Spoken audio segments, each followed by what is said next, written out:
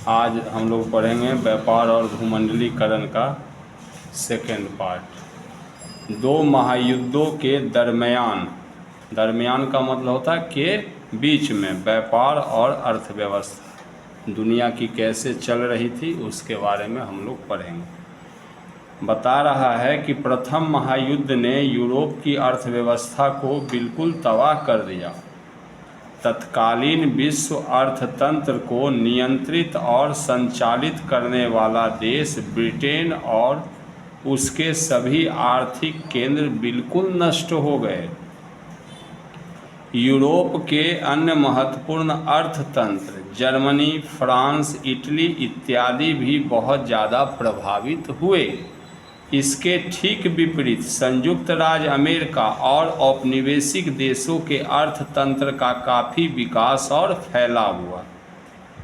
जैसे भारत में इस समय कपड़ा, जूट, खनन आदि क्षेत्रों का विकास भारतीय उद्योगपतियों के प्रयास से हुआ। ऐसा क्यों हुआ? ऐसा इसलिए हुआ कि कपड़ा का जो इंग्लैंड से जा रहा था, भारत से कपास जा रहा था और इंग्लैंड से कपड़ा आ रहा था, तो युद्ध के कारण आवाजाही प्रभावित हो गया। जूट का सामान भी वहाँ जाना बंद हो गया।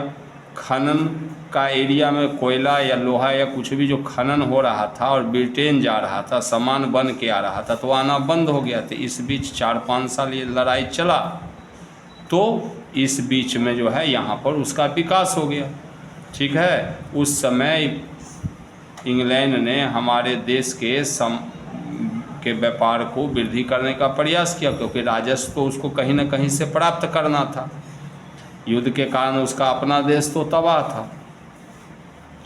टाटा, बिरला, गोदरेज, जमनालाल बजाज इत्यादि इसी विकास की उपज है। इसी समय इन सब का विकास हुआ। ये इनकी कंपनियां आज भी है, आपको पता है ना, टाटा का, बिरला का सब है। प्रथम महायुद्ध के समाप्ति के बाद संयुक्त राज्य अमेरिका द्वारा यूरोप की अर्थव्यवस्था को फिर से खड़ा करने का गंभीर प्रयास किया गया। चूँकि उस समय एकमात्र देश वही था जो यूरोप को पुनर्निर्मित कर सकता था।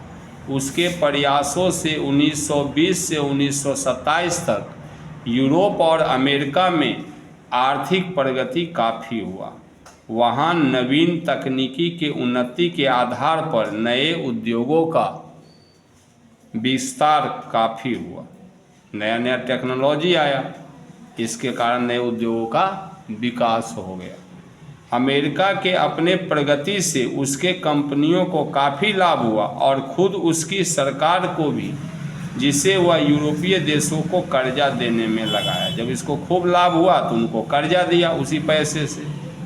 यूरोप के देशों में अपनी टेक्नोलॉजी का विकसित किया, उससे खूब अमेरिका पैसा कमाया तो वो पैसा यूरोप को दिया कर्जा।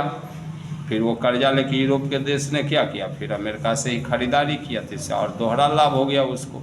अमेरिका में 3 क्षेत्र, कृषि, आवास और निर्माण, मोटर कार उद्योग जो है काफ़ी प्रगति हुआ, परंतु यह स्थिति लंबे समय तक नहीं चला। 1929 तक आते आते दुनिया एक ऐसे आर्थिक संकट से घिर गया जिसका उसने पहले कभी अनुभव नहीं किया था। अब बोल रहा है आर्थिक मंदी के कारण। 1929 के आर्थिक मंदी का बुनियादी कारण स्वयं इस अर्थव्यवस्था के स्वरूप में ही समाहित था। जैसा अर्थव्यवस्था बना था ना, उस अर्थव्यवस्था का बताया जा रहा है कि अंतोगत्वा आर्थिक मंदी आना ही था। प्रथम महायुद्ध के 4 वर्षों में यूरोप को छोड़कर बाजार आधारित अर्थव्यवस्था का विस्तार होता चला गया। उसके मुनाफे बढ़ते चले गए। दूसरी तरफ अधिकांश लोग गरीबी और अभाव में पिसती रही। जिसका मुनाफा बढ़ता गया, आमदनी बढ़ता गया, उसके पास सभी साधन आ गए, तब उनको उतनी चीज़ की ज़रूरत नहीं है। अब बाज़ार में तो लोग खरीदेंगे, तो अधिकांश आबादी तो गरीब है, अभाव में है, तो खरीदारी करेगी नहीं, तो आर्थिक मंदी आना स्वाभाविक था।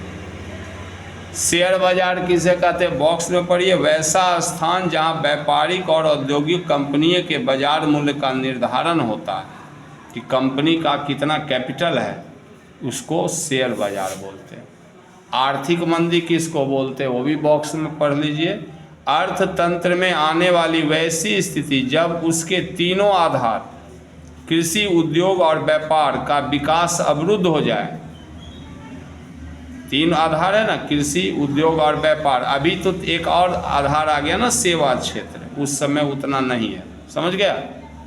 तो लाखों लोग बेरोजगार हो जाए, बैंक और कंपनियों का दिवाला निकल जाए तथा वस्तु और मुद्रा दोनों की बाजार में कोई कीमत नहीं रहे, तो उसको आर्थिक मंदी कहते हैं।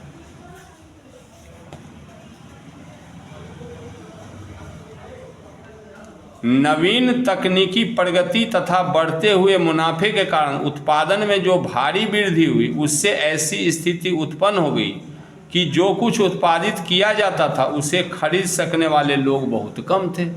जो साधन संपन्न थे पहले ही खरीद चुके थे, उनको उतना ज़्यादा ज़रूरत नहीं था। बाकी जो खरीदता उनके पास पैसा ही नहीं था, गरीबी था।